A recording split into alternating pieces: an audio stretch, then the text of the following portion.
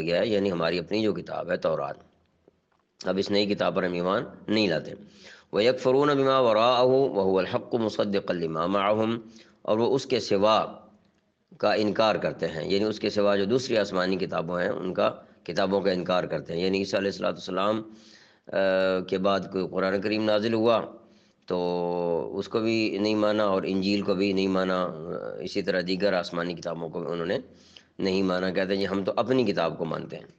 فرمایا حالانکہ وہ بھی حق ہیں، اور جو کتاب ان کے پاس ہے وہ اس کی تصدیق بھی کرتی ہے۔ وَهُوَ الْحَقُّ مُصَدِّقًا لِمَا مَعَهُمْ قُلْ فَلِمَ تَقْتُلُونَ أَنْبِيَاءَ اللَّهِ مِنْ قَبْلُ إِن كُنتُم مُؤْمِنِينَ، اے پیغمبر صلی اللہ علیہ وسلم آپ ان سے کہہ دیجئے کہ اگر تم واقعی اس پر ایمان رکھتے ہو، یعنی تورات پر ایمان رکھتے تھے، تو اللہ تعالیٰ کے نبیوں کو پہلے زمانے میں کیوں قتل کرتے رہے؟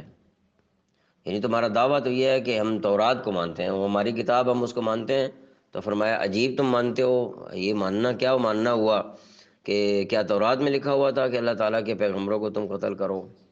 اگر تم تورات کو مانتے ہوتے حقیقت میں تو پھر پیغمبروں کو قتل نہ کرتے۔ اس سے پتہ چلتا ہے کہ تم ماننے والے ہو ہی نہیں، تورات ہو یا انجیل ہو یا قرآن پاک ہو، تم ماننے والے نہیں ہو، نافرمانی تمہاری گھٹی میں پڑی ہوئی۔